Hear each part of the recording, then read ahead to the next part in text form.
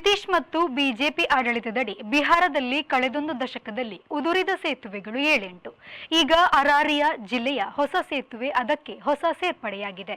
ಬಿಹಾರ ರಾಜ್ಯದ ಅರಾರಿಯಾ ಜಿಲ್ಲೆಯಲ್ಲಿ ಕುರ್ಸಕಾಂತ್ ಮತ್ತು ಸಿಕ್ಕಿ ಗ್ರಾಮಗಳ ನಡುವೆ ಬಕ್ರಾ ನದಿಗೆ ಕಟ್ಟಿದ ಸೇತುವೆಯ ಉದ್ಘಾಟನೆಗೆ ಮೊದಲೇ ಉದುರಿ ಹೋಗಿದೆ.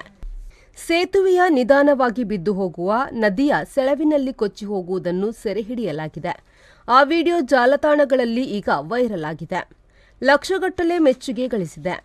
ಸಿಕ್ಕಿ ಶಾಸಕ ಇದು ಕಳಪೆ ಕಾಮಗಾರಿ ಕಾರಣಕ್ಕೆ ಕುಸಿದಿದೆ, ಕೂಡಲೇ ತನಿಖೆ ನಡೆಸಬೇಕು ಎಂದು ಹೇಳಿದ್ದಾರೆ.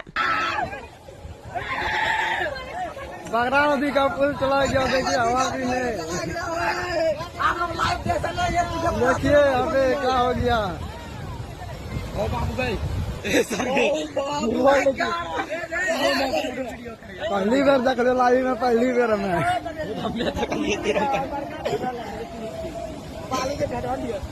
आप पोली को ना पुल देखिए, 1 साल भी नहीं हुआ था इसको बनने से, देखिए टूट गया ये, थोड़ा सा पानी आया नदी में और ये देखिए पूरा टूट गया है.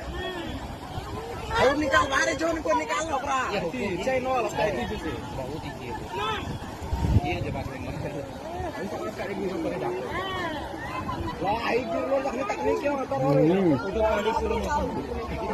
ಕಳೆದ ವರ್ಷ ಬಿಹಾರದ ಬಾಗಲ್ಪುರದಲ್ಲಿ ನದಿಗೆ ಕಟ್ಟಿದ ಸೇತುವೆ ಸಹ ಹೀಗೆಯೇ ಉದ್ಘಾಟನೆಗೆ ಮೊದಲೇ ಕುಸಿದಿತ್ತು. ಬಿಹಾರದಲ್ಲಿ ಪ್ರತಿ ವರ್ಷ ನದಿ ಸೇತುವೆ ಇಲ್ಲವೇ ಮೇಲ್ಸೇತುವೆಗಳು ಕಟ್ಟುಗೆಯಲ್ಲೇ ಕುಸಿದು ದಾಖಲೆ ಬರೆಯುತ್ತಿವೆ.